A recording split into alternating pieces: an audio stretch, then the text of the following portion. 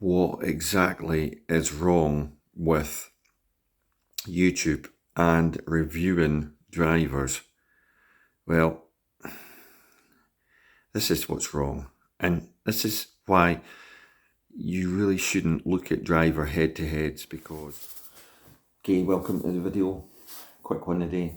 Just a wee rant because if you're going to do driver comparisons and driver tests, that's fair enough.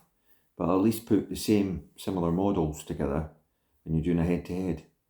Why the heck would you put the Rogue Max, which is a draw biased driver, pretty much game improvement maxed out to the max, right? Why would you put that up against TaylorMade Stealth Plus, which has got the track on it, is the least forgiving in the range, pretty much more likely to be the actual pro model that a lot of pros will play?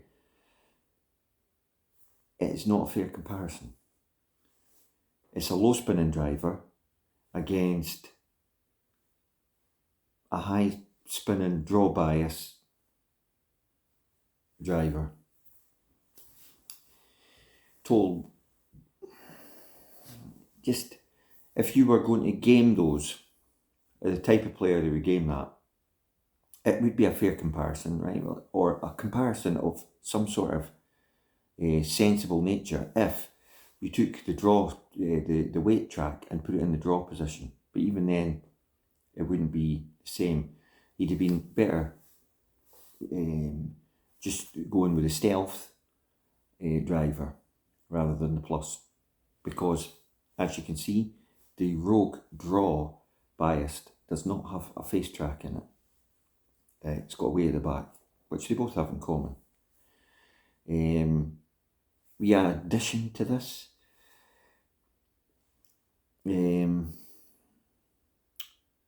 I was maybe a wee bit wrong about the sound, and I think I've worked out why that is with the use of this coffee cup and me. Imagine this being the carbon face.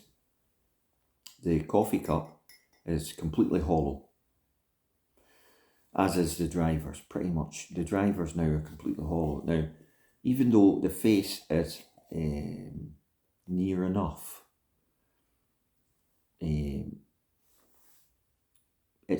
it's duller, but because the whole head's hollow and the outer part round the carbon face is now heavier to give it 360-degree weighting, you will get a bit more echo, or kind of like a resonance. So even though it's a carbon face, just like the titanium faces give a bit of a ring because of the hollow nature of the club. So it's not as dull as we thought it was going to be. However, I would suggest that if you game the TaylorMade Stealth and you play a Pro V or a Callaway Chrome Soft, a soft ball, you won't get much of a ting, but there is a sort of ting noise to it, so it's not as dull as we thought it was going to be.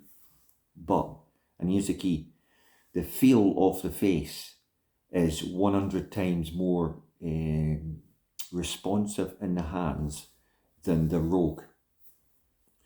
The Rogue's noisier, yes, but the feel of the face, because there's more of a feel in the hands, it gives you better feedback. You can safely say that.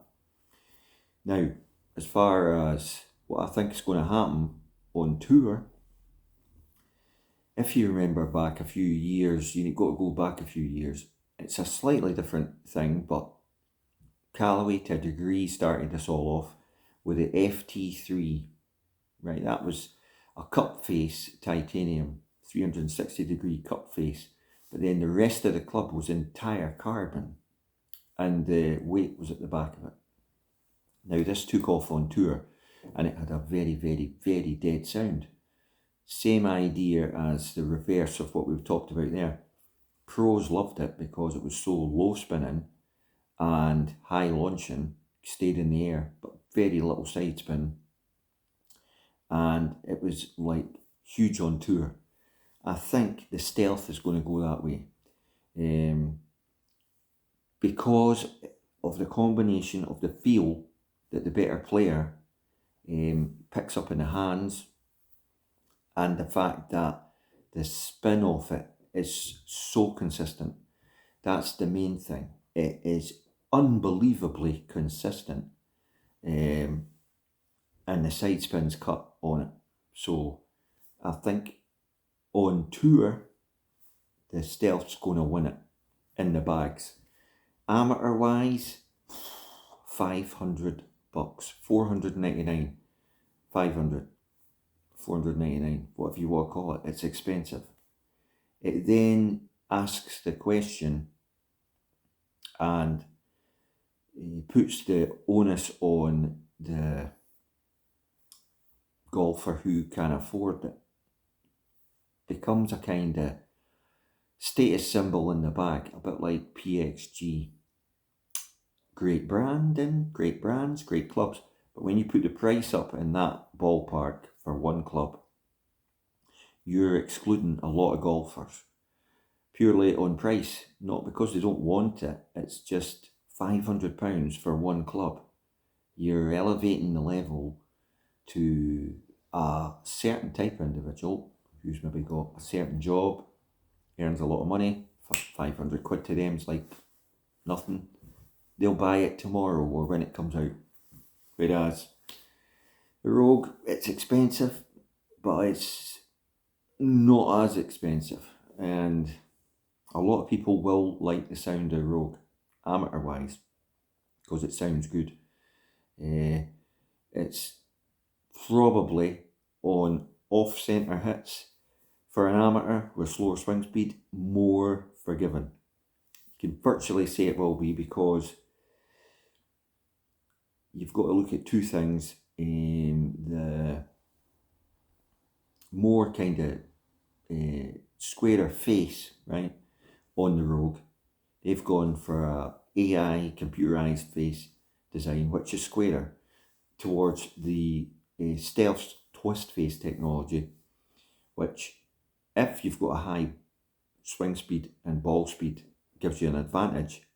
But if you've got a slow swing speed, average swing speed, then sadly to say, there isn't a big advantage. So, falling into that category, I reckon higher handicappers and mid amateurs will go Rogue, and 5 and below will go Stealth.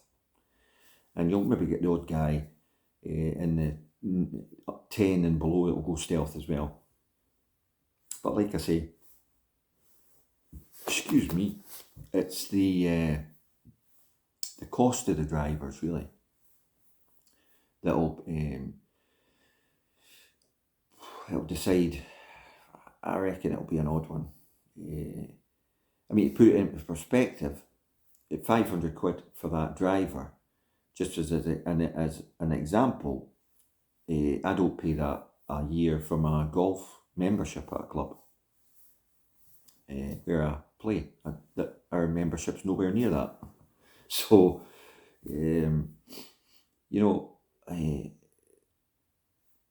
I don't know, comment below. I mean, it's an odd one, but if you, for goodness sakes, right, this is for all these YouTubers out there. If you're going to do driver head-to-heads, get the right flaming heads together with each club. Get similar shafts, get similar this, that, next thing. And it's all subjective anyway, but you can't like put one driver that's totally different against a draw bias driver and expect. What's the point? It's clickbait, isn't it? Thanks for watching. Channel's all for charity. Help the Heroes, Macmillan Cancer, and Shelter UK. That's where all our ad revenue goes. But on looks, as a final little sign off, TaylorMade have nailed it in my book. It's the most beautiful looking driver, either one of them, that I've seen ever coming out Forget about the red face. Just on looks alone, TaylorMade won it for me. Thanks for watching.